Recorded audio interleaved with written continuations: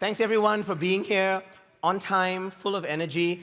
I don't know how impressive you realize this is, right? That there's this kind of a turnout on day 3 of a conference when a lot of people are still jet lagging. So kudos to all of you for being here. Thanks for joining us. It is going to be a wonderful panel. I had the privilege of meeting the team. We call ourselves the team now, earlier on in the week, and I'm so excited about the wisdom and insights that they will be sharing with us. So you can tell that this is going to be a slightly different format, right, compared to some of the earlier panels. Mona mentioned already that she was moving into a more conversational kind of tone and approach, and we are going even more conversational now. We've actually done away with the lectern, because these guys need no lectern to look wonderful and be impressive. So I asked them to start, right, by sharing a little bit about themselves. Diana's done some wonderful introductions already, and you know what they do. But let's hear a bit more about them, right? What makes them tick, what makes them special? So I've asked them to tell me something, or tell us something, that's not already in their bio. And we're going to start with our guests, right, from outside of Singapore. So Amna, you come to us and join us here from Tunisia. Tell us something that's not in your bio. Thank you so much, Aaron. So, I did not choose where I come from, neither did any of you. But sometimes our context, our background, our accent, and mainly our nationalities and passports can feel like a kind of a prison. Of course, not a prison with bars, but one made of invisible walls and barriers that are built by assumptions, stereotypes, prejudices, and misconceptions. My name is Amna bin Amara, and I come from Tunisia, or I would rather say actually Tunisia, because so many of you would confuse it with Indonesia, and this happens so often. So I'm not saying this to simply introduce myself, but as a reminder of how these details can easily shape the way people perceive us, often without we've even said a single word. Of course, this is not about turning our backs on who we are or ignoring our roots. It's about something quieter, yet as heavy. It's about how our identities are filtered, judged, misrepresented, and even misunderstood. And it's about how things like where we come from, who we are, what we look like, and what our documents say can become lenses people see through. So this does not deny the fact that I usually, and I always actually proudly say that I'm a 100 made in Tunisia student. So I grew up there, I studied there, and later I became a teacher there. And until I was 27, I had never left my country. So my first international experience actually was through a scholarship that I received as a visiting researcher to one of the French universities. And funny enough, back then I had no plans to join the field of intercultural communication. I was just a researcher in cultural studies more generally. But I found myself taking with me all of my notes and books that I had on the subject. So, I don't know, maybe deep down something in me knew that I was already heading in that direction. And so I did, actually. Great. So you're a researcher. And I would never say someone is just a researcher, by the way. A researcher in intercultural studies. Yeah, and I'm a practitioner as well. Yeah, a researcher and a practitioner in the field of intercultural communication, diversity, equity, and inclusion. Brilliant. Thank you so much, Amna. Welcome. Tarina, you join us from the United States. Tell us one thing about you that we don't already know from your bio. Yeah, first of all, it's so wonderful to be here, and thank you all for your hospitality in this beautiful country. My name is Tarina Ahuja, and the best thing to tell you about who I am that's not in my bio is that I am a product of generations of women who have molded the path that I stand on today. Every week growing up, I would sit at our family's dinner table, and there was an emblematic mixture of food. There was Persian crispy rice, tehdig. There was Indian spinach curry, saag. There was Pakistani semolina pudding, kheer. And all of that really shows who I am. The Indian curry, emblematic of my Punjabi roots, sprung from ancient lands. The Persian crispy rice is emblematic of what my mom brought to the United States after fleeing war and religious persecution.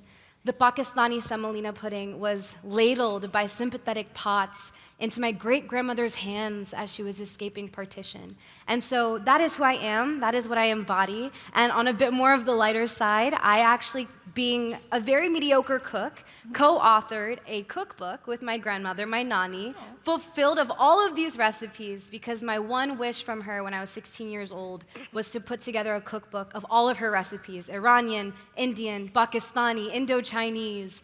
And so while I've done a lot of things in the world of youth organizing and advocacy, that is probably one of my proudest accomplishments. Wonderful. I love how you're all already in, kind of lacing comments about social cohesion, diversity, multiculturalism into even your introduction. So I can see Kumar taking notes now about the panel on food that is going to be at next year, the next ICCS that we do in 2 or 3 years' time.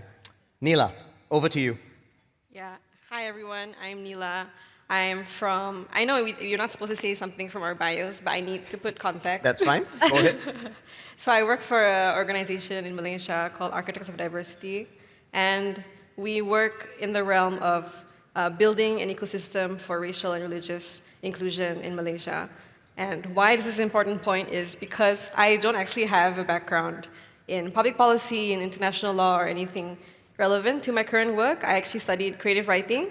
So I'm a writer, I write poems, and I'm currently in this phase where I'm like, I don't know my personal voice anymore, so I used to have published work, but I keep things to myself, so I'm a very private writer now. Because now my voice is used for something even larger than myself, which is to champion social cohesion in Malaysia. And that was the reason why I joined the organization in the first place. It was to tackle something that was challenging and something that people don't actually, it's not a first choice for many people to tackle something so difficult. But I wanted to take this challenge for myself to test my limits as a writer, like how much am I able to write about something so difficult in a scene that is sensitive and like, yeah, social cohesion is very delicate. When you say the wrong thing, it could fracture things. And so, yeah, I wanted to challenge myself and address racial divides in Malaysia. And I realized that multiculturalism is thriving, it's very much alive in Malaysia, but it takes an active involvement and active engagement to actually do something. And that's what I've committed to in my career. Yeah. Lovely. Thank you, Neila. We're always happy to welcome a fellow poet and creative writer here as well. I am, at least, and so I shall speak on behalf of me at this point. We come now to the two Singaporeans on the panel, two of our homegrown wonders here. And I love that between the two of them, they represent not everything about Singapore, but a good amount of the diversity that is at work in this little island that we all call home. Wendy, we'll come to you first, if that's right. Tell us something that's not in your bio that you'd like us to know. Yes, okay. Hi, my name is Wendy, and don't be deceived by my African outlook. I'm really very Singaporean on the inside. It's just a disguise for my Singaporean nature. So just want to say, if you close your eyes and listen to me speak for the rest of the panel, I'm quite Singaporean lah. It's there. Yeah, so just a background, I'm from East Africa, Tanzania. I came to Singapore when I was 2 years old, so I grew up in Singapore, went through the whole local system, and now I'm working in a local media company called Our Grandfather's Story, and there we tell stories of authentic stories of human-centric stories of Singaporeans amongst our midst. So, just a little fun fact about myself. In 2 years, I have worked 24 jobs. So how does that happen, you might ask? From cemeteries to cruise ships to surgery rooms and Michelin star restaurants, you name it, I've probably tried it. And if you want to know more, you can ask me after this session. Yeah, that's where I'll leave it at. Yeah. Your next challenge will be 24 jobs in one day. Right? Cram all of that in as well. Stretch target there. But thank you very much, Wendy. And we'll come to Alex now. Yeah, I'm Alex. I'm from Heart of God Church here in Singapore, and I'm also co-founder of Interfaith SG. So actually what the bio won't tell you is that I'm also actually currently a student, and I love that the past few days we've been talking a lot about history, because that's actually what I major in. I love history, and I think later there might be a bit of a chance for me to talk about that as well. But firstly, thank you, ICCS. This has been great. It's been great to meet so many of my new old friends that I saw at ICCS in 2022. And as the Singaporean on the panel, I have to tell you that there will be test questions at the end of this, and we'll be passing out the test papers later. Okay, I did not know this either. Now you Go on. know. Yeah. I'm just kidding. But what you will not know is that actually I really love music, and I love what happened on the first day when all the different instruments came together. Outside of this, I play guitar, and if you know, you will find I'll be on Ableton as well, here now and then. So that's about me. Cool. Thank you, Alex. And we did toy with the idea of having Alex do his entire set of sharings with the guitar, but we thought that it might be just a little too much stress on the poor AV team. So again, we'll save that for next round, Kumar and team. So if you don't mind, we'll save that for 2 years from now. Wendy, you mentioned stories, right? And how you work a lot with stories. And this is where I wanted to turn the conversation next. Because fundamentally, we humans are storied creatures, right? We understand ourselves partly through the stories we tell ourselves. We become the stories we tell ourselves. We take inspiration and we draw our sense of identity from the stories that we were told. And what I was hoping we could all do at this stage is to do a bit of sharing on a particularly positive story about your work in social cohesion that you would like to share with the rest of us, right? To tell us a story. So not just the headlines that you might put into a PowerPoint slide, but the rich story, right? Who was involved, what happened, what was the drama, and how did the story unfurl? We'll go in reverse order this time. So Alex, why don't you start us off? All right, so I started doing interfaith work when I was 16.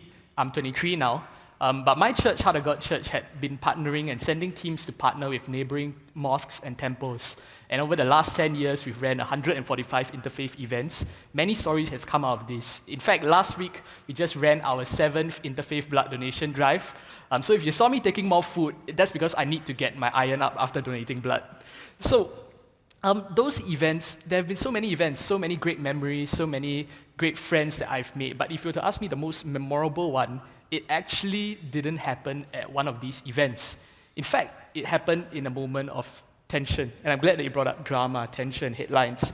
Because 4 years ago, I was in Khalid Mosque with a team of youths from my church together with the mosque, and we were planning for interfaith initiatives together. And that was when all our phones buzzed at the same time, and the same headline came out from the local news agency. A 16-year-old Protestant Christian youth had been detained for planning to attack 2 mosques in Singapore. Oh my gosh, here we were in a mosque with our Muslim friends that another Christian had just planned to attack their place of worship. My heart went out to my Muslim friends, what were they feeling right now? What were they thinking? And for me, what hit even harder was that he was just 16 years old. That was the age I was when I started doing interfaith work. And here we were planning to do something to bring different faiths together, yet someone out there was planning to tear it apart. So what did we do? Immediately, we stopped the meeting and we told our Muslim friends, hey, even the thought of violence goes against our faith. We don't condone this. And I'm so glad that their response was that they were comforted that we were standing with them and that they knew that this was an isolated incident. Outside of that meeting, at every level of my church, my pastors, board members, even my friends were reaching out to their friends from the mosque with same messages of unity and solidarity. Even in that moment of tension, our friendship was stronger. But for the few of us at the mosque, we were just 18 and 19. We wanted to go further than that. We wanted to make a stand for what we believe in, that Christians and Muslims can have strong friendships, and that interfaith harmony isn't just possible, it is happening. So what my Muslim friend Iman and I did was that we wrote a joint letter to the Straits Times as a show of solidarity between Christian and Muslim youths. Young people have a voice, and we wanted to use ours to put out a different headline from what was currently on the news. So in the letter, we shared how we didn't just do interfaith work together, but that we were real friends outside of it. We would play football together, we would catch up over coffee together. And I'm just so glad that even in that moment, something good could come out of it. So if you'd ask me, why is this my favorite moment? Why is this the most memorable moment? It is because this moment showed me that youth have a voice, and youths can make a difference. We didn't just sit there and allow the headlines to affect us, but we decided to do something and make a difference. Yeah, I think those of us involved in youth ministry also realize that youth are not just one voice, right? They are the future of all of this work that we're trying to do, whether within our communities or outside and in how our communities actually come together. So thanks Alex, for sharing that. Thank you. Wendy, let's come to you. What's your favorite story that you want to share? Yes, okay, so I'm going to share a little bit of background actually of how I came to do what I do in OGS. So I shared with you earlier, I came to Singapore when I was about 2 years old, and my dad was working here. I have siblings as well, so we all grew up in Singapore. Went through the whole Singapore system, the whole 9 years. My brother did NS, all that fun stuff. Yes. So here, I think what's interesting, or the perspective that I feel that I would provide is, because I'm African, growing up in Singapore, and it's almost like a product of what our multicultural society has done, and how that shaped my, in the end, entering a field of work that will also promote this as well. So it was interesting for me, I think growing up, like here you don't just live, or you don't just talk about multiculturalism, you live it, you breathe it, and it's almost so natural. Like you don't really see it, and it's so easy to take for granted as well, because it's so normal here in Singapore. So, but even then, I think things were not the easiest as well. I remember that growing up, I even had times where I was told that I didn't belong, because not just because of my skin color or even my grades or effort, but it was because my roots didn't start in the right soil. So I remember being told or having that feeling that, oh, you didn't belong in this place. But it was interesting for me because my parents wanted to raise us somewhere safe and provide us opportunities, which was in Singapore. So I realized I was facing this dilemma of that I had to keep trying to prove that I belonged here, even when you get told you don't. So you start to wonder, where do I really belong? And right around COVID was when actually a lot of things started to make sense for me. So out of boredom, my siblings and I, we actually started making videos documenting our journey in Singapore.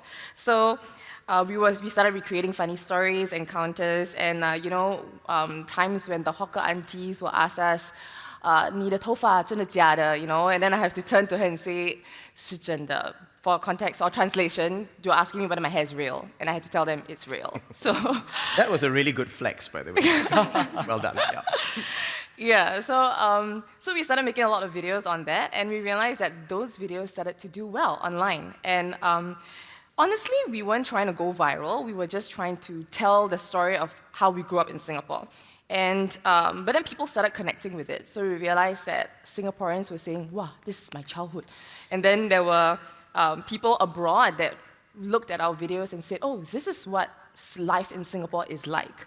And then there were Singaporeans abroad who also missed home that said, wow, this reminds me of home. So we realized that, or rather this reminded me of this quote that Trevor Noah said, which was, language is more powerful than skin color in building connections. So maybe I didn't look like you, but if I spoke like you, I was you.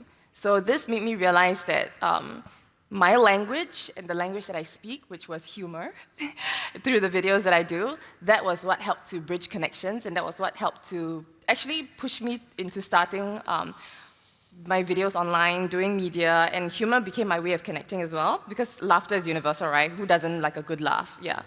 But I'm not here to do stand-up, so, and I'm not here to, make jokes, but I just want to say that humor is the gentle honesty that the world didn't know it needed. And it was interesting for us because here we are, 3 African kids, just messing around with the camera, recreating funny moments, and somehow people saw themselves in it. People laughed, they related, and they shared it. And for us, it was heartwarming because for the first time, people weren't just accepting our differences, they were actually embracing it. So that feeling, that power to connect with people through media actually sparked something in me. That was when I decided that, okay, that stories is what I want to tell, and stories are powerful in telling those values as well. Lovely. Yeah. There's a thinker in the UK called David Goodhart who writes a lot about whether you belong somewhere, anywhere, or nowhere, right? Depending on how broad your identity might be. And you strike me as someone who could refine his theory and belong everywhere, actually, through the stories that you tell. And so we should think about how we refine some of those ideas, actually, even further. Neila, let's come to you next. What's your favorite story? Yeah, my favorite story is actually from work. I mean, for a long time, I think working for my organization has been a big part of my life, and how I define myself, which is, people say you shouldn't do that. You shouldn't define yourself by your work, but I'm sorry, it's just so great. It's just so cool. Yeah. But anyway, my story is about one of our camps. that we had for high school kids. We gathered a bunch of kids from different backgrounds in Malaysia, all around Malaysia, and we teach them, well, not teach them, we facilitate spaces where they get to explore about identity, diversity, and inclusion. And the product from that is that they become changemakers themselves. And at the end of the camp, there is this part where we do like a gratitude circle. So we like go around, we go in around, there's like 40 of us in a room, and each of us get to say something, a reflection or a learning as like a closing remarks for the camp. And at that point, I felt, before that, I was like, oh, this work is really tough, you know, like civil society is so messy and so unpredictable.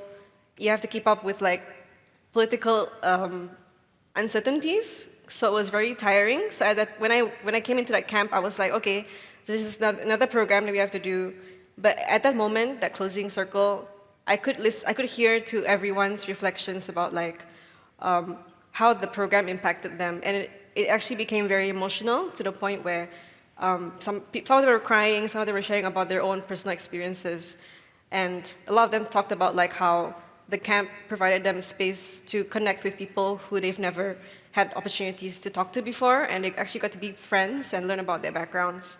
And well, yeah, some of the group was like, oh yeah, peace out, guys. I'm gonna, yeah, thanks, okay, thanks, bye. But there were a large amount of youth who said that they cherished the time they spent together. They were in the camp for like 5 days. So yeah, we trapped them, no phones, and so they got to interact with each other. And I thought at a moment, I was like, okay, you know what? This is where the magic is, and it's something that is a memory that is very vivid in my mind. I could still remember the faces that were sharing their reflections and emotions, and I use that as like a motivation in my work sometimes. Yeah, and I thought at that point, you know what? This is a reason worth staying for. Yeah. In this line of work. Yeah. There's an old saying in diversity work that you don't explain away differences, but people can experience the differences and then find new ways to look at them. And it sounds like the camp was a really wonderful example of that. Great. Tarina, tell us about your favorite story. Yeah, absolutely. So, for some context on myself, the work that I do, my North Star, is really trying to think about what does it mean to get young people involved in the work of advocacy, involved in the work of justice. And so that's taken many forms. It's taken the form of mentoring young women and building projects of service, what we call in the Sikh faith seva, selfless service. It's looked like organizing youth of different faith backgrounds and racial backgrounds for social justice within the United States. It's looked like teaching youth how to write policy and pass policy in cities and states and even federally. But the story I want to share actually has to do with none of that. It has to do with something separate. And for a moment, would you raise your hand if you've ever seen the news and felt helpless, like you didn't know what to do? Every day. Yep, it looks like just about everybody. And that was a moment that was striking for me in 2018. It was, for me, I was 16 years old, and I remember doing things that all 16-year-olds do in the summer. I was hanging out with friends, I was studying for tests, I was finding good food.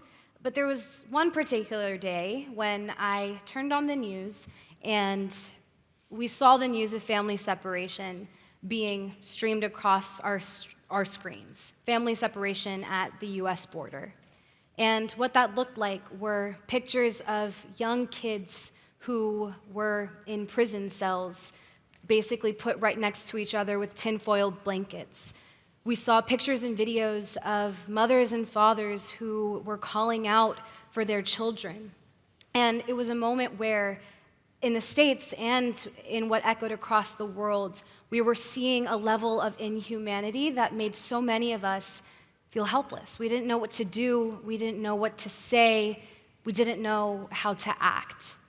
And I remember thinking to myself, I was sitting in my room and just feeling this overwhelming sense of sadness, of pain, thinking about the stories of my family, of people who came here after really difficult situations in home countries. I thought of my community. And I realized that, there wasn't much that we could do to change the policy, but something we could do was make our voices heard, bring people together. And so I called a friend of mine, a good friend of mine, and a few of us decided to plan a demonstration. And this demonstration was beautiful. It was called the Rally to Reunite. We brought people together of different faith backgrounds to share their sentiments and speeches. We brought musicians who came together and were able to provide song and art to bring folks together. And we provided space for us to all, quite literally, interlock our hands and be in solidarity. But to me, the most moving moment of that experience was when a woman came up to me, and I could tell that she was nervous about being there, but she kind of ran up to me and whispered in my ear. She said, "Gracias," or "thank you," and then she ran away. And to me, what was so striking about that was that it kind of reframed how I see cohesion. I think often we see it in the big, flashy moments, in the programs and the movements, but to me, it was that small moment that showed that cohesion is gestures of care. Cohesion is making sure that people feel seen and comforted. Because in order for us to come together, in order for us to build more, in order for us to build progress, that human connection is important. Yep. Those conversations are important. And I think it was really just locking arms with her, that woman, and being able to say, "Hey, I'm here for you." It was that showed me that cohesion comes in the smallest moments as well as the largest moments. And the momentum didn't end there. We continued to work within our community to think about how we support members of our community that were vulnerable and hurting. And of course, we are thinking about that today just as much. But it was seeing a community come together. It was seeing a community rise. And it was seeing a community make sure that our neighbors felt like they weren't alone in a moment of deep pain. Lovely. Thank you so much, Tarina. And I would even push this further to say that it's not that the smallest moments, are as important as the big ones. They are the big moments, actually. It's those moments of care that become those that loom large in our memory and in the stories that we end up telling. Amna, last but by far from least, what's your story that you'd like to tell? Actually, I have so many stories, and I kindly request from you to give me enough time so that I mention at least most of them, because I believe they are important not only for me, but for the broader audience to be aware of as well. So when introducing myself, I stopped at the point saying that I had no plans to work in the field of intercultural communication. But I did, actually. So it all started when I moved to France. So one day, a message popped up on LinkedIn. It was from George Simons, an expert in the field of intercultural communication, offering me a traineeship in his organization, Diversify, the game of cultural competence. And that message changed my life, actually. So today, George Simons is my mentor, my source of inspiration, and one of the major reasons I stepped into the field of intercultural communication, not only as a researcher, but also as a practitioner delivering workshops and training programs. So to be fair, as I said, actually, I studied in intercultural communication years ago as part of my first MA in cultural studies, but I did not fully grasp the real-world implications of intercultural communication until I traveled for the first time. So for me, it was fascinating. It was something totally new, enriching, and exciting as a course. But what happened? I remember it very vividly, actually. I was in the line for passport check, and there were two lines. One for French and EU citizens, and another line for non-EU travelers. And there was a 6-year-old boy, and he pointed at us, and he asked his father. I was close enough to hear the question, and he said, "Dad, why are they checking their passports?" And the father answered loudly, "Because they are terrorists." That word stuck, honestly. It still rings in my ear till this day. Of course, I'm not making generalizations here, but at that day I found myself asking, what am I doing here? How can I live in a place where my very presence is seen with suspicion? As I said, I'm not making any generalizations, but my first intercultural encounter was a bit painful. It wasn't the warm, open dialogue I was hoping for. It was something totally new, as you saw. And this led me actually to write an article entitled "The Ethics of Representing the Other, From Backstage to Front Stage Racism," where I aimed to explain how public discourse is slowly shifting, and how the boundaries of what can be said about the other and the boundaries of acceptable discourse are pushed even further and are stretching dangerously wide. Around that time, also, I started being in touch with so many professionals and experts in the field of intercultural communication, attending conferences and events and presenting all over the place. And I was surprised again, because in each and every event and conference I attended, I was asking the same questions and saying the same things. This does not reflect my experience. Where do I stand in this? Why do I feel like I'm spoken for and not spoken with? So for me, it was like a perfectly designed map, except for the fact that my country wasn't on it. So I believe that this points to a deeper problem of representation. Because as we all know, not only in intercultural communication or inclusion issues, in so many other fields like academia or education, dominant voices and approaches often dictate the narrative, making knowledge more of a monologue, a top-down approach that is detached from the lived experiences of so many communities and from the challenges that people are experiencing on the ground. So we've been hearing so many calls in this conference and elsewhere about the importance of knowledge. I confirm that's true. But what I would add is that the source of knowledge is as important as knowledge itself. Because what we see today is that knowledge in each and every field, not only in intercultural communication, is seen as a one-way transfer from those who are more powerful and influential to those with less power and influence, or simply from the global north to the global south, though I hate this distinction, honestly, because it's very socially constructed and it's very division-oriented, I would say. But that's true. So the real challenge today is how to bring both actors into real and mutable conversation. I will tell you a very funny story. So I actually, as someone who has done extensive research on the discursive and cultural construction of the Middle East in Western political discourse, I have been actively applying for research positions in think tanks and universities. And of course, apart from my expertise, because I'm finalizing my PhD on that, I always emphasize the fact that I bring first-hand knowledge on the topic. So I know the region, I know the culture, I know the context. So I believe that this is something very important to bring in and to emphasize. So far, it did not seem to work. So maybe hopefully in the future. So back to the topic, actually. And as I said, the more I engage in this field, the more questions I ask. And one day, when I had to renew my visa and go through the visa process, the weight of these questions hit me truly, actually. So I found myself, again, questioning so many basics. Like, for example, the concept of global citizenship. We have so many courses today, so many initiatives on global citizenship. But what do we mean by this concept? Now, if we define global citizenship as something about doing, that is traveling, moving across cultures and experiencing and communicating with different peoples and from different cultures and backgrounds, then I would say that this is not something that is accessible to all people around the globe. It's a privilege and sometimes even a buzzword. Because for so many people, like me, or people from the global south again, mobility is not a given, it is a struggle. And here lies the real contradiction, because while we promote global citizenship as one way to foster inclusion and mutual dialogue, the very structures and systems in which we exist do totally the opposite.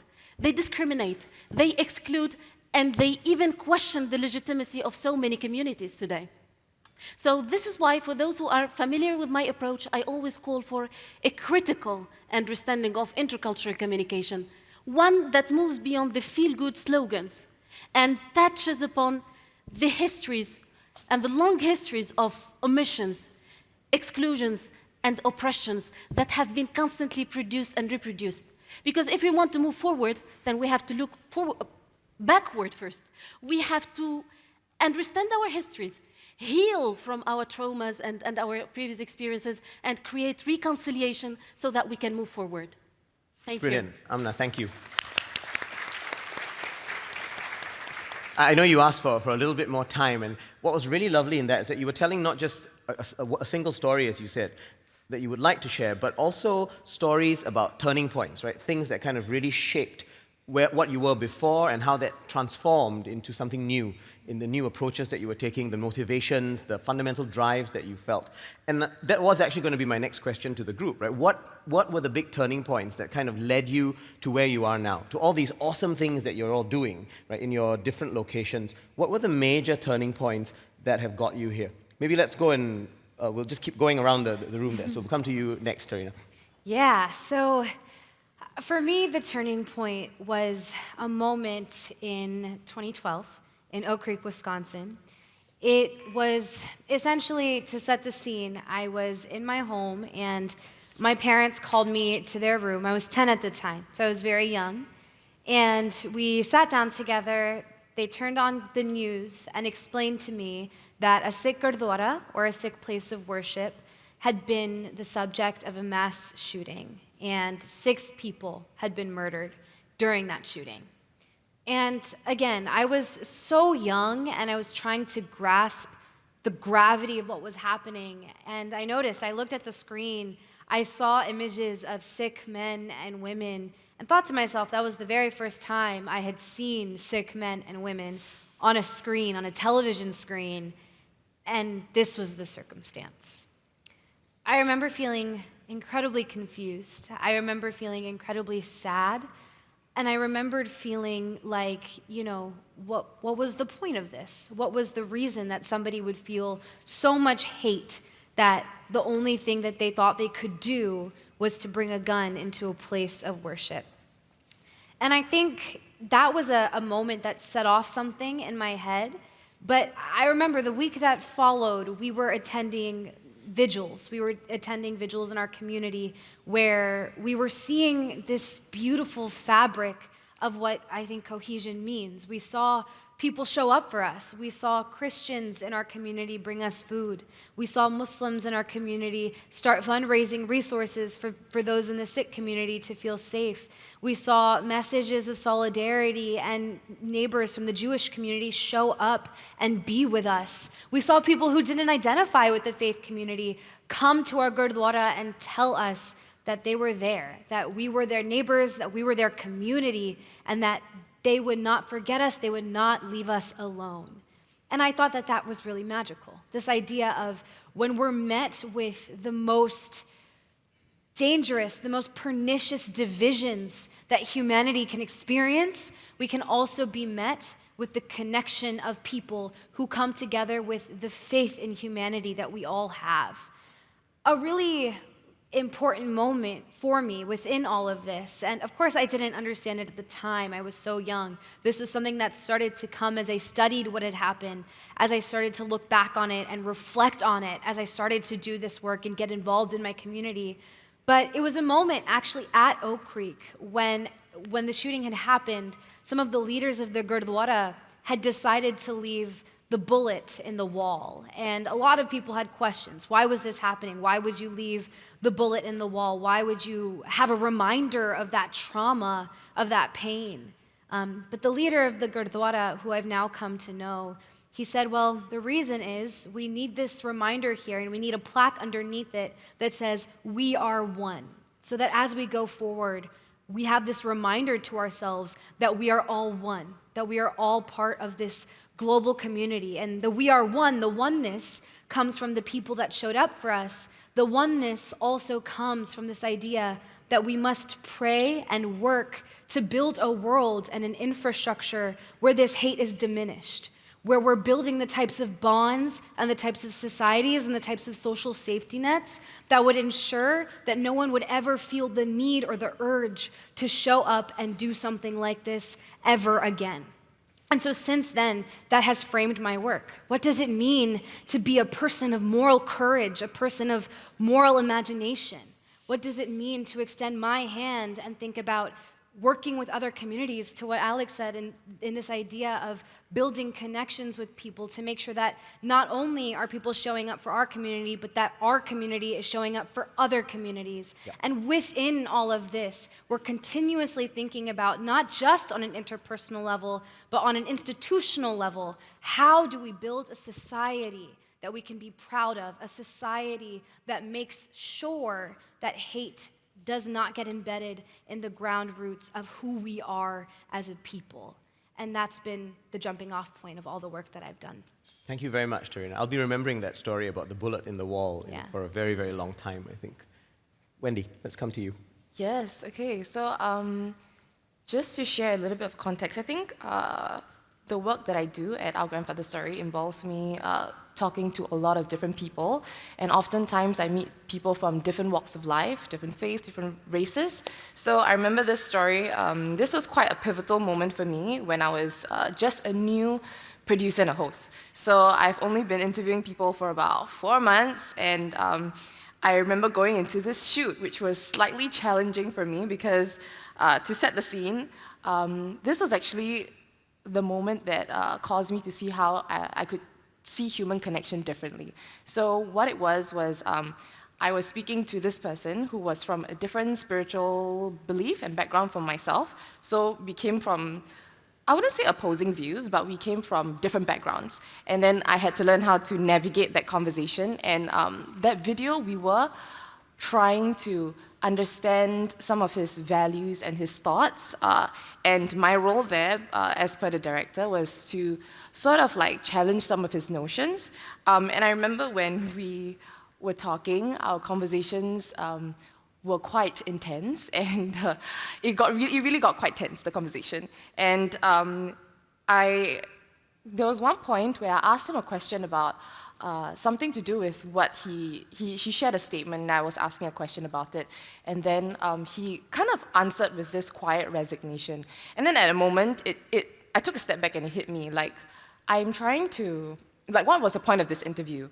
Like, am I trying to fight him on his beliefs? Am I trying to, like, what is the end point? Yeah, so I realized that regardless of whether I believed, or rather whether I agreed with him or not, the journey that he went through, the motivations, the pain, all that was still real, and he still went through all that. That's his journey that he went through.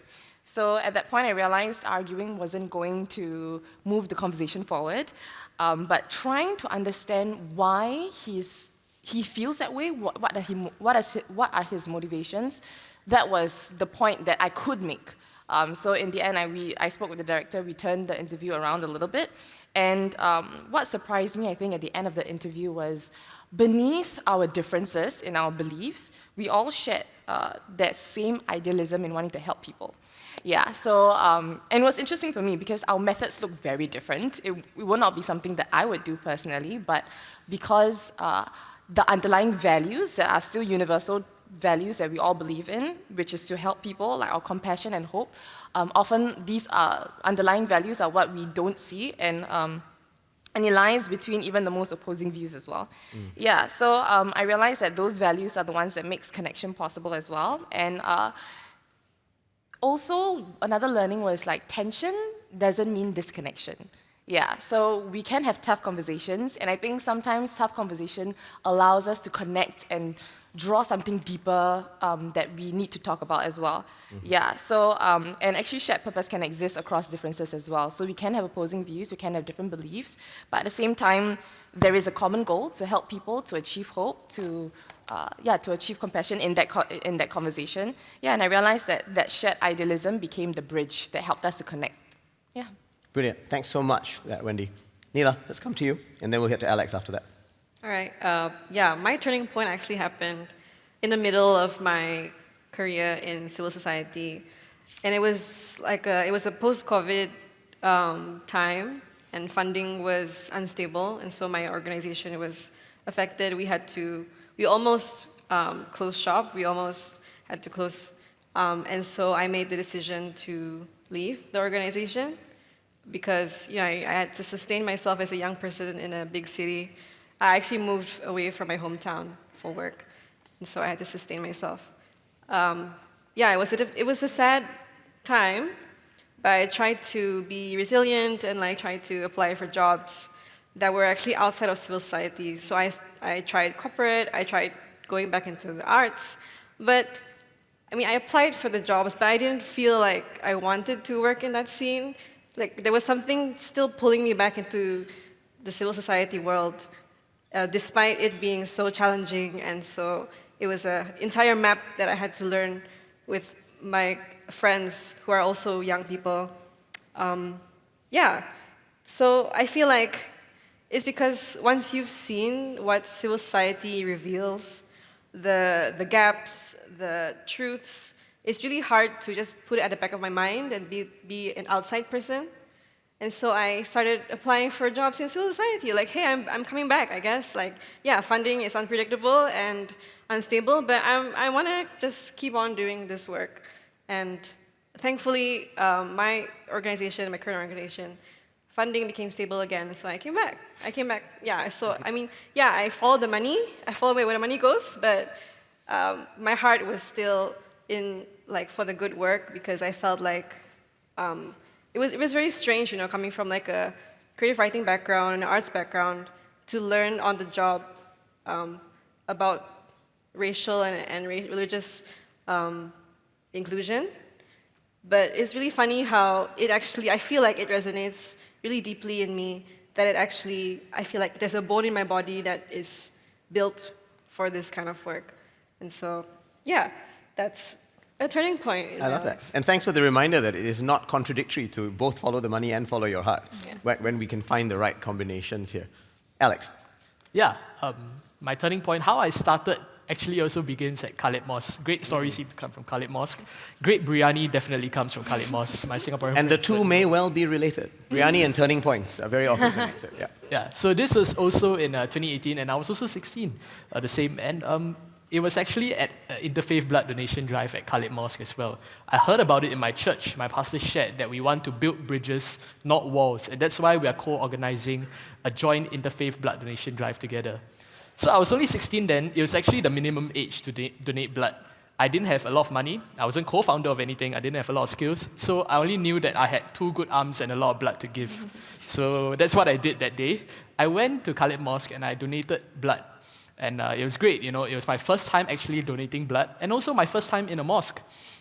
But it was really what I saw that day that I took away, more than just the biryani in my stomach. It was seeing Christians, Muslims, Buddhists, and Hindus lining up together, serving together side by side. And I realized something simple but profound that day. Underneath every skin, we all bleed the same color, red. You know, a Chinese blood can save a Malay life. A Hindu blood can save a Christian life. And like what Wendy said, you know, we may have our differences, but we all want to do something. And I saw that how even though we came from different religions, we all wanted to make a difference together. You see, since these interfaith blood donation drives have begun, we've run 7, we've collected over 240 liters of blood. In turn, that saves over 1,600 lives. But that's never what I remember about interfaith blood donation drives. I always remember the friends that I served together with, the friend on my right and left that may not be the same faith, may not be from the same race, but we did something together. It was the common ground that we found, and that sparked my conviction to want to do interfaith work. Because what I saw that day showed that when we unite in our differences, we can make a difference, and that's why I do interfaith work. Brilliant. Thank you so much. And can I just say to all 5 of you, thank you so much for, as you're doing the sharing, right? It's easy on a panel like this to share the simple stuff, right? To share the feel-good stories, but all of you went for the difficult things, and I am so grateful to you for doing that, because I think in doing that, you have not only shared insights with us, you've also opened up spaces for others to bring in their difficulties, their vulnerabilities and frustrations, even as they deal with the optimistic and opportunity-based sides of a lot of this work. So thank you so much for being so deep in the responses to this first half of the conversation. What I wanted to do next is shift styles a little bit and do a bit of rapid-fire questions with the group. And then we'll come to your questions. There's some really wonderful questions already coming in, so thank you very much for those. And I wanted to start with this, right? What is unique about being a young person in this work, but also working with and for and dealing with young people in this whole process. There's a lot of questions about this. So let me just recite a few of them right here. Adam, who is an imam and youth development worker in Birmingham in the UK, talks about the difficulty of being relatable to young people, right, in a fast-changing Western society for his community. And how do you recommend better engaging a group like this? Others have asked, Cheng has asked, how do you connect with youth or others who may be indifferent about social cohesion or inclusion? What's worked for your organization in getting more youths involved in their overall question? So let's take these two. There's a couple of others as well. Let me just recite one of them, right? This is one of my favorites. So John has asked, what are some unique considerations when youth lead efforts to strengthen cohesion? What do people need to understand about working with young people that you think is key? Now, Wendy and Neila, I know you both have some thoughts about this. Let's start with you, and the other three, feel free to jump in. Then we'll take some rapid-fire questions after that for the rest of them. Yeah. Yes, okay. I think as you were sharing the questions, right, the first thing that came to mind was this thing I learned, which is with young people, be interested. So be interested in their lives, be interested in the things that they're doing, be interested in what they have to think, what they have to say. Oftentimes, I think young people feel like they are not heard or they are not understood, but it's also on us to reach out and find that way to connect with them. So here, I wanted to share at least the point of media, which is a very powerful tool. It's actually quite I know a lot of the past few days we talked a lot about how to do things in the government level, the corporate level, a lot of laws, policies in place, which is amazing and great. But at the same time, I realized that media is also a soft influencer, a soft power that can be used to influence minds, shape cultures, shift cultures as well. So storytelling like this helps actually to shift cultures and shift and actually steer the souls of society as well. So I know that we don't have the best sentiment about the media industry, like with the news it's perpetuating, with a lot of negative aspects there right now. But young people nowadays are not just consumers of it, but I do feel like there is untapped potential in terms of how creative they are to basically speak on things that they want to speak on. Yeah, and I've noticed that with our grandfather's story, the stories that we do, oftentimes I'm like, do young people care about what's going on in the community? Do young people care about this thing? Do young people care? I realize actually young people do care. Like people do watch, people do listen, people do want to know all these, young people do actually want to know and do want to make a change.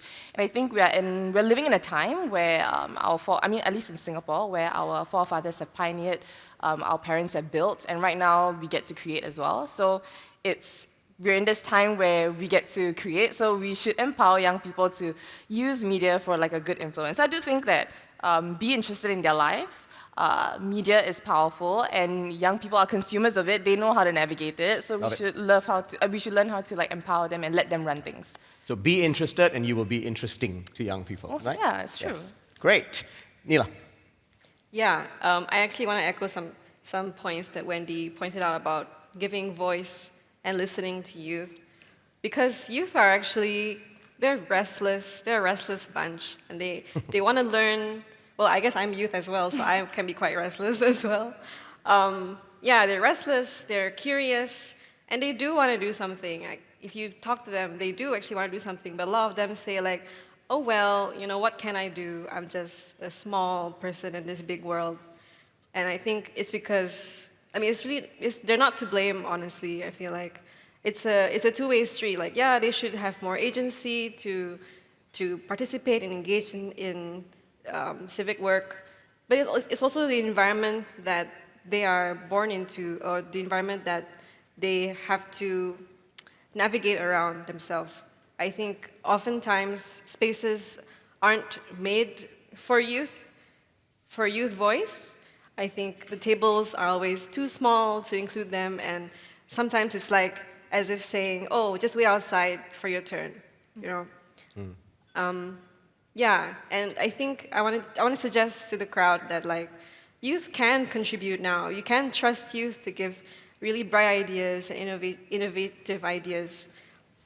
If only they were given a seat at the table, and not just a seat, but to actually listen intently, have intention to actually listen and give them access to these kind of spaces.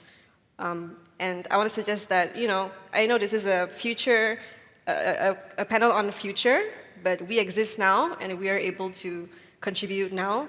So I actually I want to suggest that, like, hey, we're partners. We're not future leaders of a far-off future. We exist now and we can become partners with all of you now. So I think environments need to be deliberately designed to include youth voice and to make us feel like, yes, you are listening. Like, it's not enough to just maybe have a feedback form or to include us in discussions. It helps to let us know that, yes, your points have value and you are making change in the world, even though they are small ideas.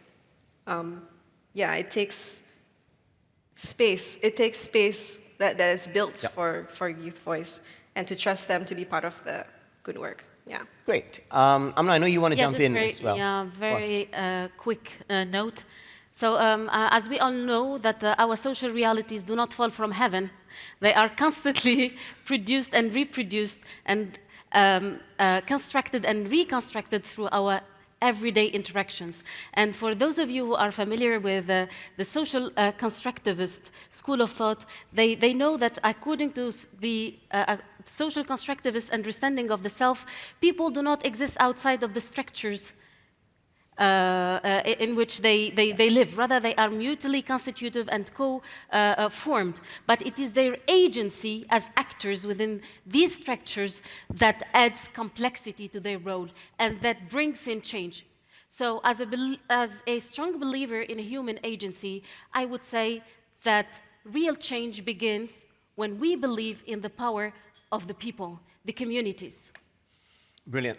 And one thing that is constitutive of our identities is actually technology, right? So there's a lot of questions that have been coming in about tech, and I thought it might be useful to tackle these now because that's one aspect of what makes dealing with younger populations so unique, right? So there's a question from Jafar on what is the role of digital leadership from youth, right? And how can that play a role in shaping institutional memory and continuity within multicultural and multi-faith societies, right? So what can digital contribute to the memory and the stories that we tell? And there was another wonderful question on, let me find it. How can technology and digital innovation support youth-led efforts to build social cohesion, right? So what is the supporting sort of role that we can play? Anything you want to jump in here, Tarina or Alex? I'd love to answer this question. Yeah. So that's exactly what we talk about at Interfaith SG. So on the first day, you actually mentioned that we are in the business of doing, and that's exactly what it's about. Interfaith SG, we are advocating for interfaith harmony through action from youth.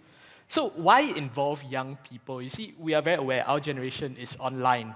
But in my experience, I found that real relationships need to be built in person. True common spaces are in person. And that's where youth come in. We bring color, we bring energy. I just realized now that if you're at the first row, you see my socks, they don't really match whatever the other panelists would have worn the past few days.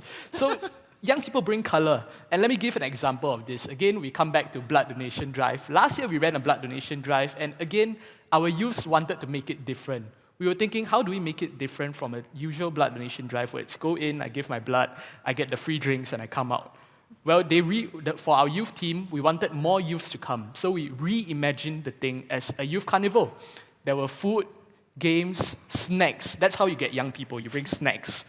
And so after they donated, they had a place where they could connect with the friends of different faiths that they had just donated blood alongside.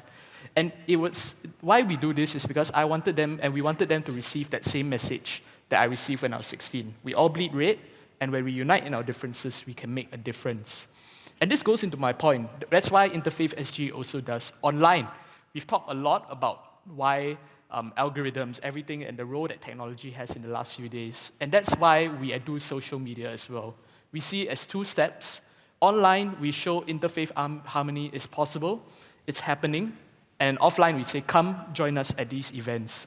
And I know some of the delegates here have already fallen victim to us. You've been part of the interview on the first day, and it's actually doing great. I believe over 10,000 views. So thank you all for being part of it. Cool. I would just add, Alex, I don't think snacks are unique just to young people. If the Cohesion Cafe outside and its popularity is anything to go by, then that's a pretty universal language out there that snacks can have, especially those biscuits with the kind of sugar icing on top, which I noticed have not been around for the last 2 days because we totally depleted the poor supplier's stock after day one. Yeah. Great. Tarina. Yeah, I think all of these wonderful people have said so much, and I think what I'll add is two things. One, to the question about what role do young people play in creating digital stories, digital institutions, a huge one. And so one thing that I think about is an example that I was involved in a few years ago. Some of you might be aware of the farmers' protests in India that happened a few years back. And we saw how many members of the Sikh youth diaspora were trying to find ways to get involved but didn't know how. It was also peak COVID. And so we had to be creative and think about how can we use technology, how can we use our computers, our phones to try to make an impact in some way. And so we got to work and we created this thing called the Kisan, which means farmers, youth benefit. And what we did was we brought artists from all across the world who were doing art on this issue, songs, music, young people who had things to say. We even had Bhangra, which is a Punjabi dance, performances virtually, where people were sending in little Zoom videos of them dancing. And we put this all together in a program that lasted about 1.5, 2 hours. And we were able to raise upwards of $20,000 to donate to a charity that was working on preventing farmer suicides and laborer suicides in Punjab, which was a huge problem. That was one of the catalysts for the farmers' protests in connection to debt. But the point I want to make there is that young people are thinking of new strategies all of the time to try to think about what does it mean to tell those stories. And I kind of want to connect that to one of the questions asked before about what does it mean to, really engage young people and make things adaptable and relatable for them. I think a lot of it, and I'm going to echo what somebody else said, comes down to trust. I think young people have shown in so many ways that we have the ideas, that we have the passion, and I think intergenerational partnerships are vital in making sure that we're learning the lessons that the generations before us have already mastered, and at the same time, we're able to offer our energy. So I think it's about making sure that we're brought into the fold, not necessarily just as like a youth advisory council or a youth member, but having true integration into the structures of, for example, a church, a Gurdwara, a mosque, making sure that young people also have a voice in how it's run and the programs that are built. And the final small thing I'll say is that, as we're trying to build these intergenerational connections, I do want to voice that it is also increasingly important for us to also understand, and this is not just unique to young people, but is particularly important for young people right now. We've grown up in the age of social media, and that's allowed us to connect, and that's allowed us to have this colorful energy, but this is also comes with a dark side, right? We see day in and day out pain and suffering through our screens. We see what it looks like to, have our neighbors and our friends from across the world experiencing what they're experiencing. We see these images, we see these pictures. And again, those pictures evoke power, but for a lot of young people, it can cause a lot of secondhand trauma. It can cause a lot of isolation. And I think somebody was talking about indifference. Sometimes that is what can cause indifference, seeing this constant bombardment of images, of traumas that lead so many young people to just kind of be numb and be like, we've seen this ever since we were 5 years old. We can't do anything, so you know what, maybe let me just stay out of it. So I think that's an important place of understanding for other generations trying to get young people involved, is trying to work with young people to, one, trust them, and one, understand that, and two, understand that there's a lot else happening that might lead to indifference. It's not just a void of care.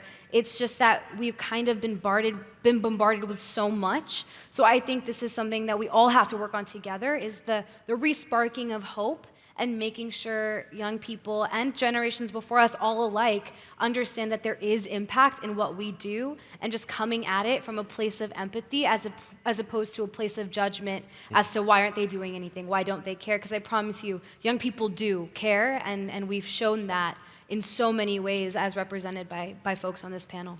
Yeah. Great. So you said a phrase, Tarina, that I want to pick up on.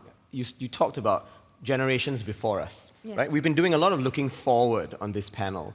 Let's look back a bit as well. And Amna, I'm going to come to you first on this, right? On what the role of history is in terms of the context, the discourse, the culture that we all come from.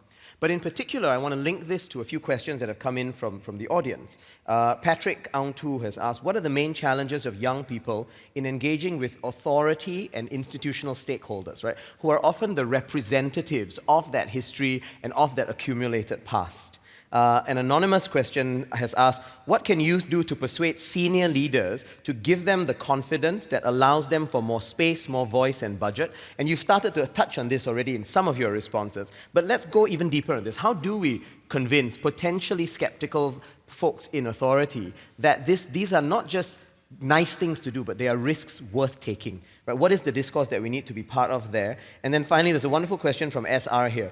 How do you address the misconception that youth voices tend to be idealistic and uninformed of the socio-political challenges that states may face?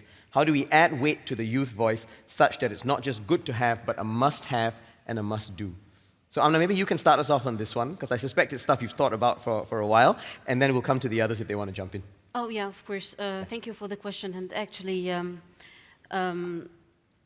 recently I read a very interesting book entitled The Age of Culture, or The Cultural Age. I can't remember the exact title of the book. But this book calls for a move from the economic age to the cultural age. Of course, this is very aspiring and inspiring proposition that resonates with so many of us who have been very active in the cultural field, because we've opened doors, we've shared stories, we've empowered identities, and we've believed in the transformative power of culture.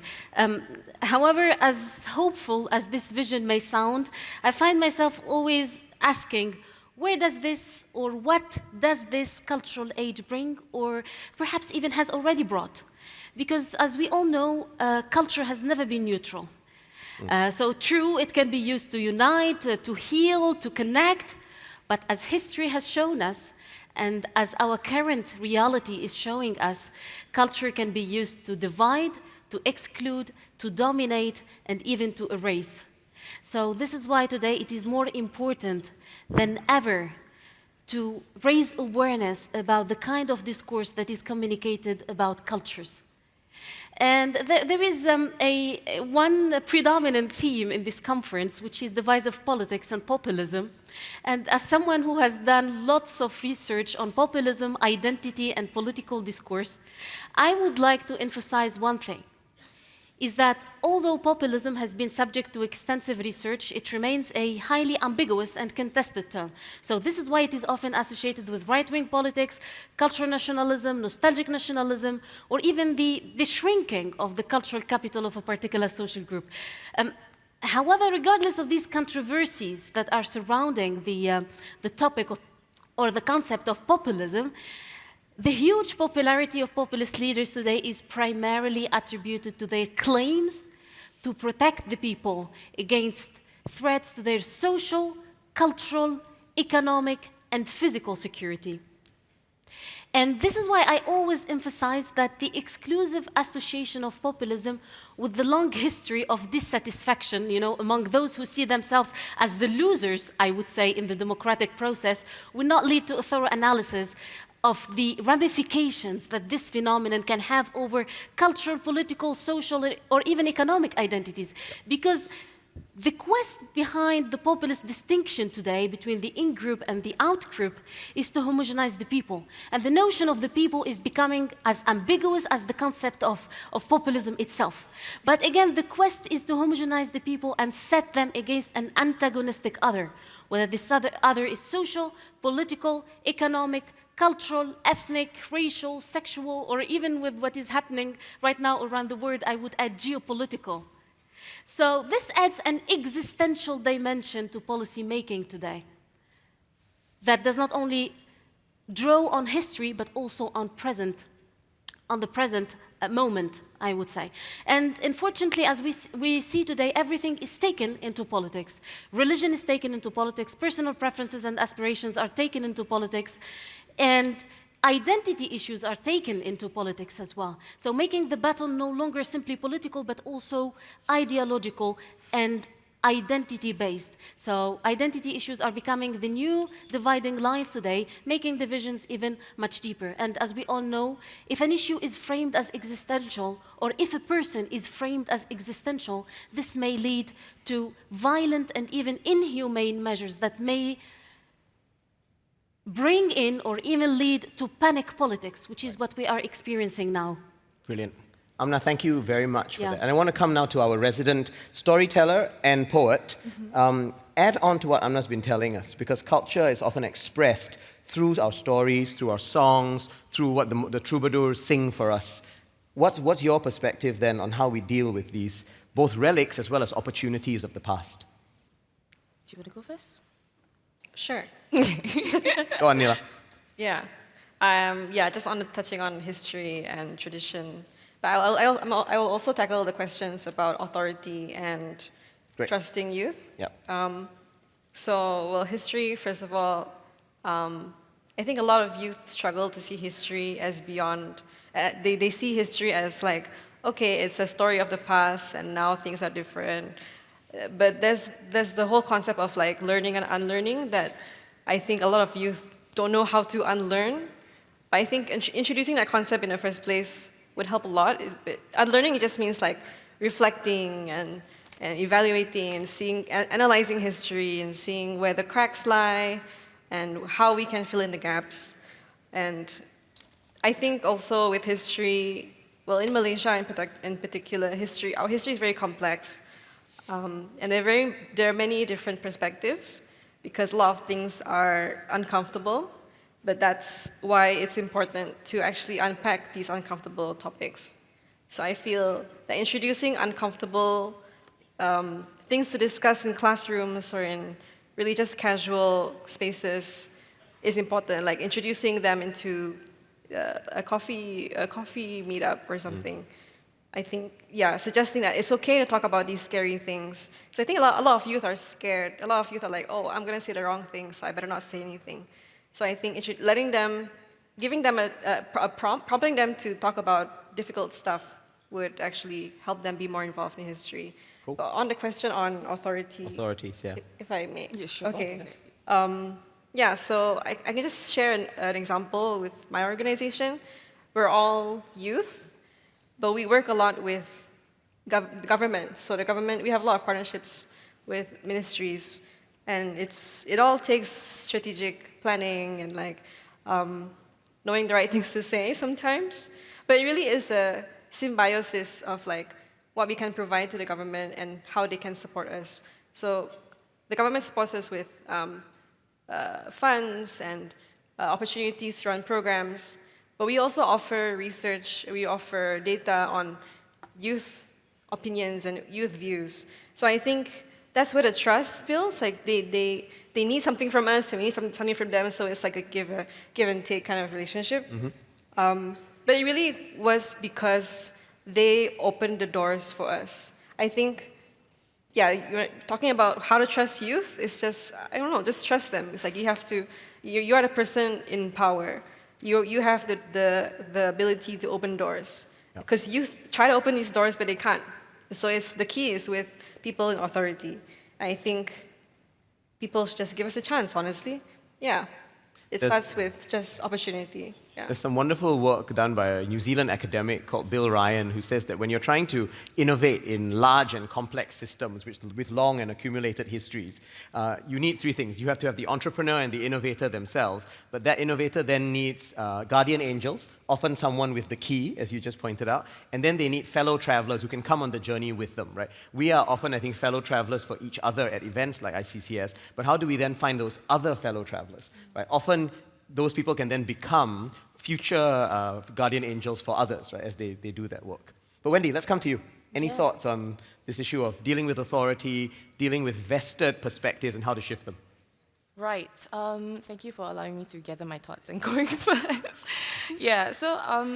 I think just to touch on the topic of like the whole history culture context, right, and how that applies to the work that we do. So I think it's interesting because I work in a media company and we are here to do videos that we put online on YouTube, on Instagram, on TikTok, and hopefully with these videos, it helps to shift perspectives, it helps to get people to understand a little bit more about the community they have around, the people that are around us. So I was just thinking and also the other unique thing about working at where I'm working at is that actually it's about 80% young people. So a lot of them are under 30 years old as well. So whether young people care, they do care because these young people are the ones that are putting the stories out, are the ones that are sharing all these info as well. And a lot of times when we do our videos, we always ask people, or we always ask ourselves, what is something that we want people to take away from this? And we are called our grandfather story, right? So definitely we take Exactly. up... Yes. History is in your name, Yes, right? history is in our name. So there is, we definitely do draw from the past. And I think even when we are researching for stories, when we're talking to people, a lot of this plays into how we see things moving forward in the future. So so that being said, when you talk about how to add weight to youth voices or how to get senior people to let young people do stuff or even authority, we don't, same as Neila, we do work with government as well. So I feel like it's important to have conversations. I think what helps is that we have conversations and we create a space where we know that this is something that you want us to share. We know that this is something that needs to be talked about, but how can it best be presented? How can it best be told so that the wide audience will be receptive to it? So I feel that that's where trust comes in. That's where you allow us, if you want us to speak to our generation, we do know the language that they speak as well. So I feel like that's where the trust comes in.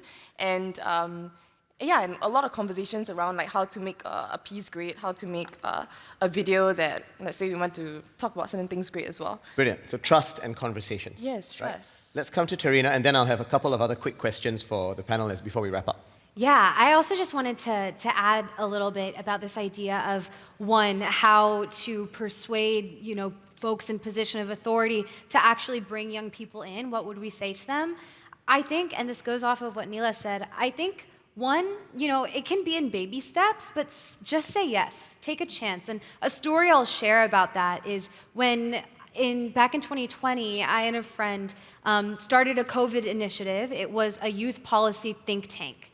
And so we were writing policies on the issues that were affecting us throughout the COVID-19 pandemic. So this spanned from food insecurity and trying to fill food supply chains from farm food surpluses and getting those into food insecure communities.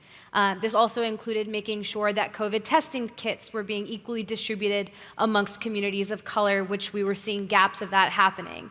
I think one thing to remember, especially when thinking about how to engage young people, is that especially on so many of these issues, we are constituents too. We face these issues, and so who else would be more informed about the issues facing us than us? So that's something I want to offer on the idea of young people being misinformed. But the second thing is, if there are pieces of the story that you think young people aren't getting, the answer isn't to shut them out, it's to bring them in and to be able to start those dialogues, have those conversations so that these ties can continue building together and so that we can start getting somewhere even more impactful.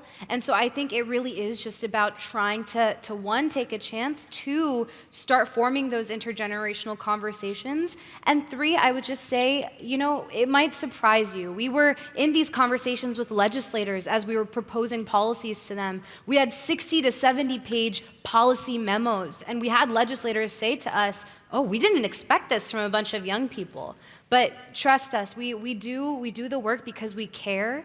And it might not always be that. We might miss the mark just like anybody, just like any age group. But I think it really is about that dedication to say, you know what, if we are the people that are going to be taking these positions in the future, running governments, institutions, companies, NGOs, it's important that there's involvement at the ground level so that we're not missing that intergenerational conversation and that institutional memory once we do inevitably have those positions decades into the future. Alex, you have a quick intervention at this stage, don't you? Yes, Aaron, no, I'm so sorry. You can answer that first. I just like to say that I need to answer this question on history. It'd be amiss if I didn't answer the question on history. All right, go on. So please allow me to stand because I'm really passionate about history. Okay. The history major. So when we look at Singapore's history, we see that our forefathers laid the foundations for what we have here in Singapore. What we have today, don't ever make the mistake of thinking that it happened by chance. And when we look at it, it was very intentionally done by the previous generations. We often use this metaphor, our forefathers laid the foundations, but it also begs the question, what are we doing today? If 60 years on we are still laying foundations, then we've missed something. We need to be doing something different. So to answer the question, I see history that it shows us how intentional it was in the past, and it invites us to be intentional today. When we look at that generation that built Singapore and the generation that built many other nations around the world, we often look to the greatest generation. This is a generation that lived through the wars. This is a generation that left behind a legacy of courage, sacrifice, bravery, and they are the ones that we respect today. But it also begs the question for me, what legacy is our generation going to leave behind? Are we going to leave behind more stories of just surviving wars, negotiating peace? I believe that we can be the greatest generation 2.0, that we are not remembered just for the wars fought, but we are remembered for the wars that we prevented, that we are not remembered just for surviving hardship, but we can be remembered for thriving through harmony, that the stories that we leave behind are of peace, understanding, and unity. And I truly believe that this is possible for our generation.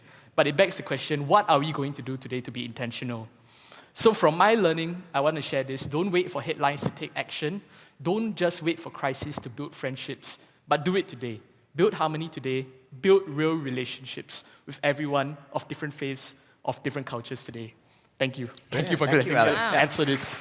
Thank you. Thank you for allowing me to be passionate about Absolutely. history. See, I would have called it the greatest generation. So this is why you are the social media expert rather than me. I have one last thought that I'd like to invite from all of you. Right? Earlier this morning, Venerable Napan said that you have to stand up, speak up, and then time is also up, right? Towards the end. So you've stood up now, Alex. Time is almost up. So in no more than a minute for each of you, could you share with us what you want this group to not forget from this panel? Right? What's the one thing? We're all forgetful. Many of us have minds like sieves. What do you want us to make sure we don't forget? For our friends doing the visual graphic recording, this is the stuff you really want to make sure you hear because it'll go wonderfully on your summary. But one key takeaway from each of you. And let's just go down the row here. Wendy, we'll start with you. Okay. Is that all right? Yeah, okay, so I feel one thing that if there's one thing you can take away, it is what language do you speak? So I feel like there is, or rather for us to ask ourselves, what language do we speak? So for me, I shared just now that it was a little bit, I connect with humor. For some people, as we have evidently known, is food. Like we all love to eat here. Absolutely. There is food, there is faith, there is music, there is so many different languages. And if we find that common language I feel like we can find that way to connect with people. Yeah. Brilliant. Thank you. So language. Yeah. Neila. Okay, I actually want to talk to two different segments of the crowd. So there are people here. But you only have a minute. So. Yes, I will try my best. Yes. For those working in civil society, I know it's like myself. It's hard. It's like hard to be motivated.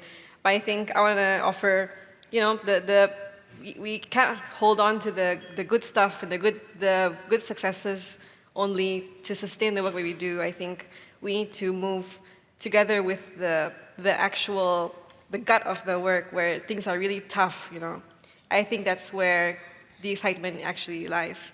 And for the rest of the crowd and people in power, really, I think the biggest takeaway from this conversation is to trust in youth, because we can bring a lot of, not just new things, but just to support whatever that you have to offer to us. And I feel like youth are always open to collaborate, just open the doors because you have the key. Yeah. Brilliant. Thank you, Neila. Right. One thing I've learned from doing interfaith work is this: relationships transcend religion. And that's why I truly believe that real relationships are the most important thing. After ICCS ends today, after YLP ends on Saturday, don't just take away all the selfies you took. Don't just take away the new followers on Instagram. Don't just take away the new connections on LinkedIn. But build real relationships with these people. I'm so glad that even before this panel, Aaron is saying, let's connect, let's do something after this. You've also invited me for the Parliaments of the World, and I can't wait for all these real relationships. And you see, when I talk about being intentional, it's about building real relationships. Build real relationships every day, not just in the conference, but in everything that we do. And that's how I truly believe we can be the greatest generation 2.0. Thank you, Alex. Amna. Yeah, actually, my major takeaway is inspired by the president's opening speech during the first day of this conference, which emphasized a key concept to me, which is education. And in today's conflict-driven and fragmented world, nothing more important than education. And by education, I don't only mean the formal learning that we receive at schools and universities, but the kind of learning that we undertake ourselves, our commitment to broaden our perspectives and to be inclusive of diverse viewpoints and worldviews, and to be able to take off our limited cultural glasses, to be able to see, value, and accept those who are different from us for who they truly are. Thank you. Thank you. Thank you so much. And Tarina, you get the last word amongst the speakers. Alex, I'm taking a page out of your book. But my takeaway is this. Cohesion is a movement, and cohesion is discipline. The movement is here. All of us have different strategies, different tactics. Some of us, it's advocacy. Some of us, it's policy. Some of us, it's research. Some of us, it's nonprofit work. But don't take for granted the small moments, not just the flashy ones, not just the grand gestures, but the conversations you're having at your table today, the conversations you're having at the Cohesion Cafe, the times that you're sharing social media to continue the conversation. And secondly, cohesion is discipline. We all do this work. We all know this. But what I want to offer is this. It comes day in and it comes day out. It comes when we wake up in the morning overwhelmed by what's happening in the world, and we still decide to do this work no matter what because we believe in it. And so the last thing I want to say is that we can do it. We can do it. We are here because we believe in the possibility of cohesion. We believe that that can be what rules the world, and it will be what rules the world if we all keep doing what we're doing. Thank you so much to all five of you. That truly was an amazing panel. We covered so much ground. We covered history, we looked to the past, we looked to the future, we looked at how we manage the complexities of today. Usually at this stage, the moderator tries to do a summary of some sort. I'm not going to do that because I think there's no way to do justice to the range of what you've all covered.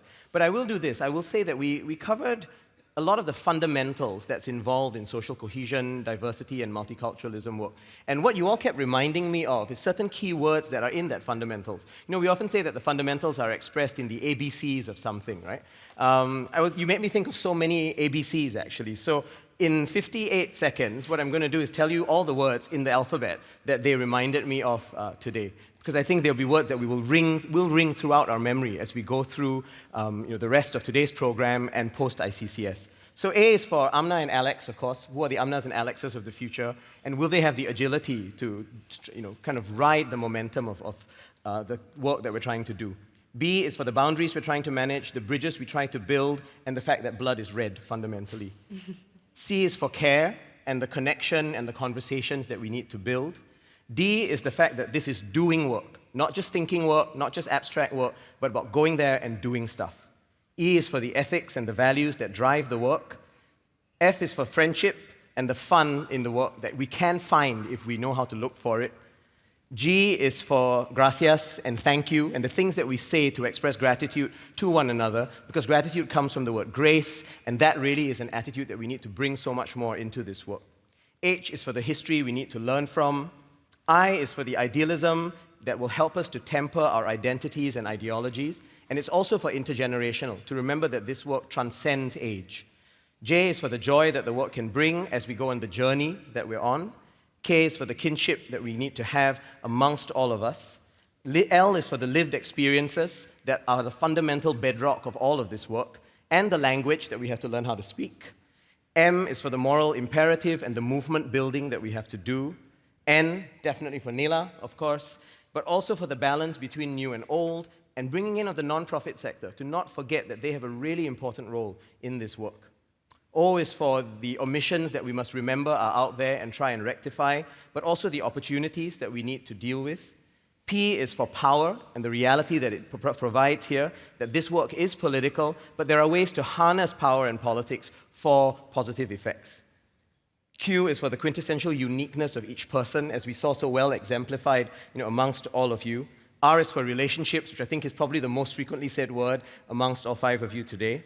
S is for stories, for standing up and for snacks, right? Those universal and fundamental tools that we need in this work. T is for Tarina, definitely, but also for toughness and also for trust, right? In the kind of work that we're trying to build today. U is for understanding and the unlearning that we have to do to get to that understanding. V is for the values and virtues that multiculturalism can bring for us if we know how to mine them. W, you probably have guessed this, is for Wendy, but also for the power that women have in this role, and that the allies of women like Alex also have to play in this effort.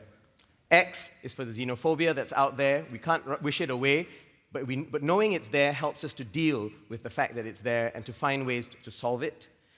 Y is for you and me, because fundamentally it's going to be about us getting involved in this work. And Z, this was very hard, but you all struck me as zeroing in a lot on the details of this work, but also knowing how to zoom out when necessary and keep the big picture in mind. So thank you very much, all of you.